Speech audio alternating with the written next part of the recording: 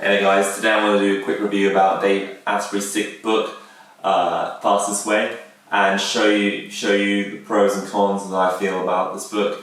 I'm just going to jump straight to it. This book is all about fasting, and it's a bit surprising in 2021 that Dave has chosen this route, given that he's already mentioned it before in previous books like Headstrong and the Bulletproof Diet book and Superhuman. He's already gone into it a little bit in those books, and this one he's decided to focus fully on it, and to be honest it's pretty disappointing all in all.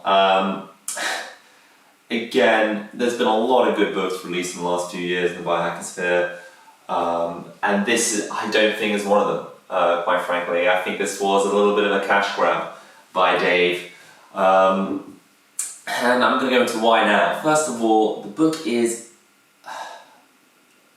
not really backed up by enough science to really justify the points Dave makes throughout it. There are not enough studies to back up the points that he's making.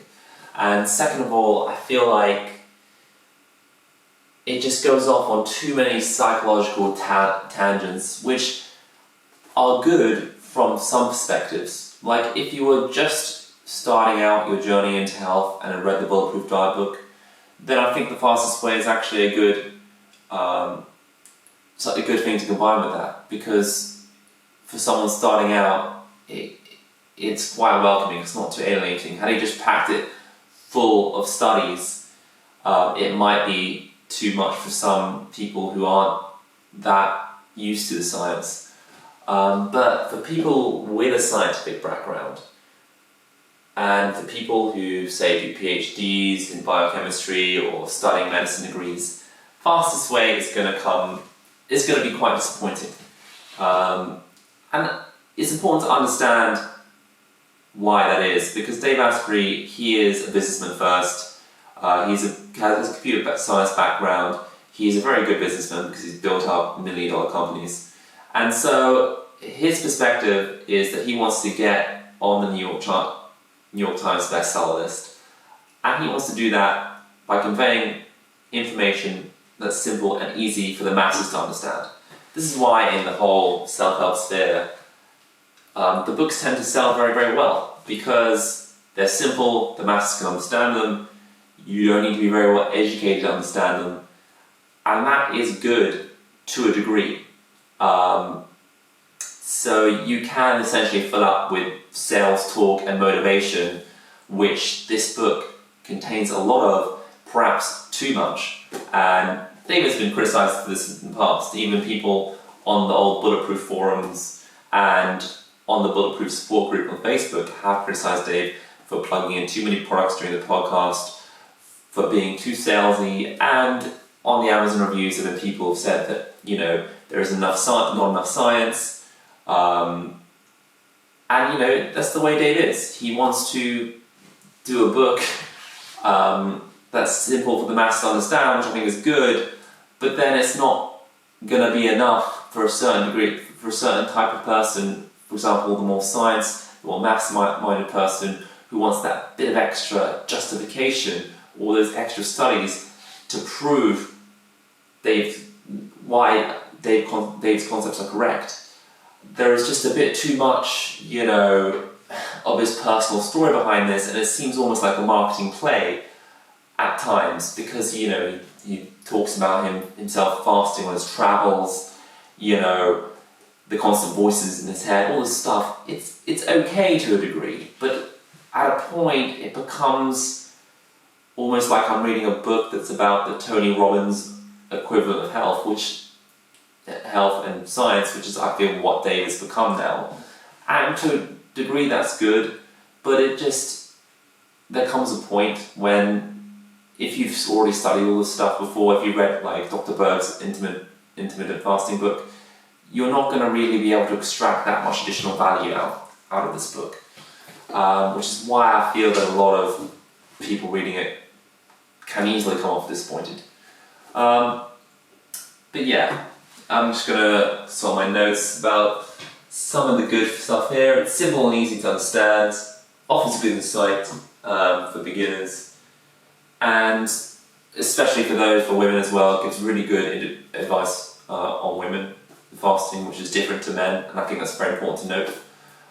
There are some nice studies out there, about the health benefits of fasting. The religious perspective is good, but again, I think he goes on a few too many spiritual tangents, and there's just not enough science to back that up. I don't think spirituality, even though I believe in it to a degree, I don't think it's enough in a book that should be a science-based book, to be the sole reason or to be one of the main reasons for promoting fasting. It's just, there's so many good studies he could have used here and he didn't, and that's where I felt they fell short. And every sort of, ignoring Game Changers for a minute because that was more of a self-help book, every sort of Dave Asprey book in the past has had a sort of breakthrough, has been a first mover. The Better Baby book was the first book that I felt really gave good, clear instructions on how, what to do when having a baby. Even though I'm not planning to have one, but I think that it was good in that side. Had some early information. I think it was written about 2010, 2011. There was, some advice on EMF radiation, for example, which was a first mover at for its time, which was really good. And then we had Bulletproof, which was sort of the first book that had contained a clear blueprint for an Atkins type diet that was a lot cleaner and more refined and had better direction. Then you had Headstrong, which focused more on light for the first time, and up until that point the books on light were quite complicated.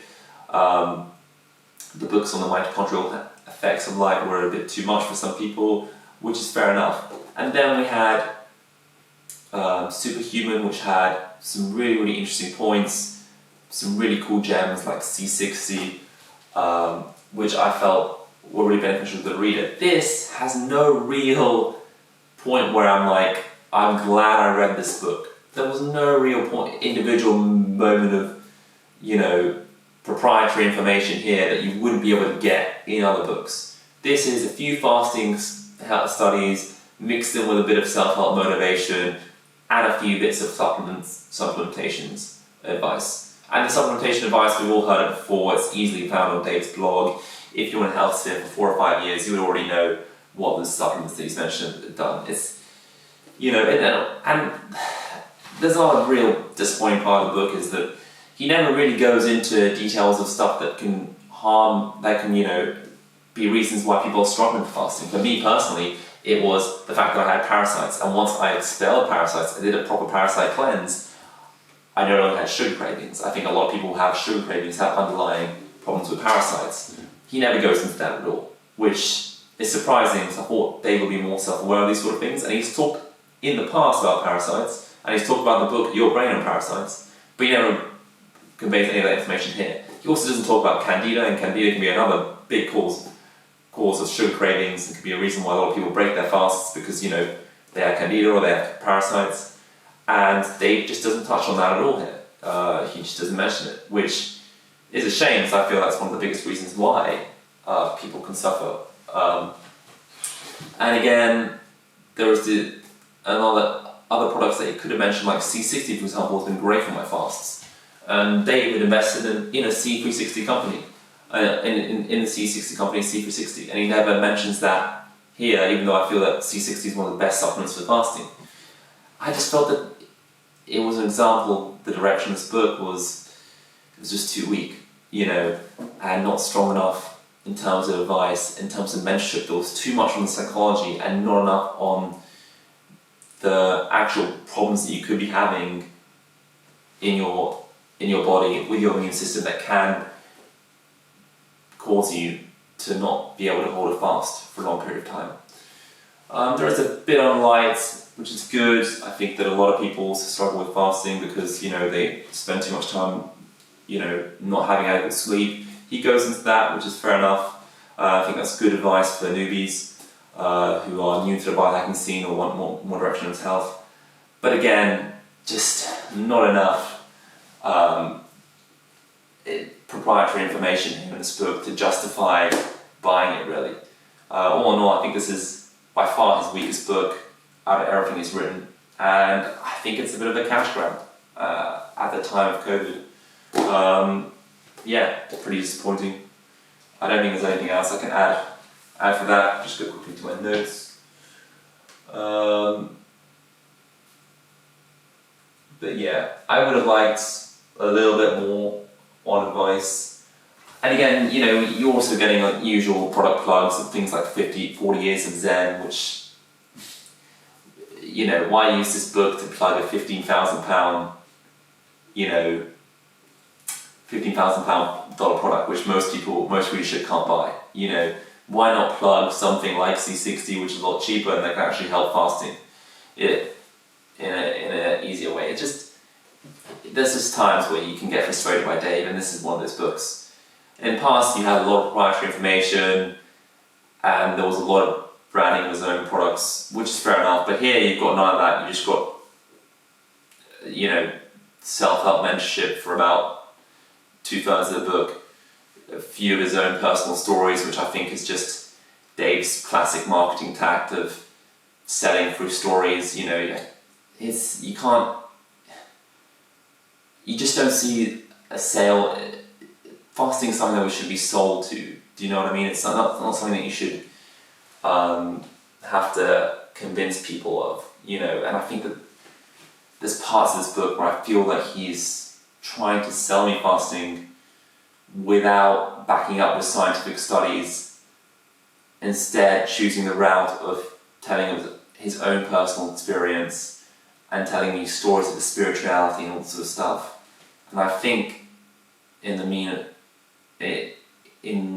the genre of science books, you really need to be adding a few more scientific studies to really back up your points, and he's not done that, which is a shame. But anyway, yeah, it's available on Audible, available on Amazon. He's doing deals on a Kindle. I think it'll do well. I think it'll sell, because simplicity sells in the self-help world.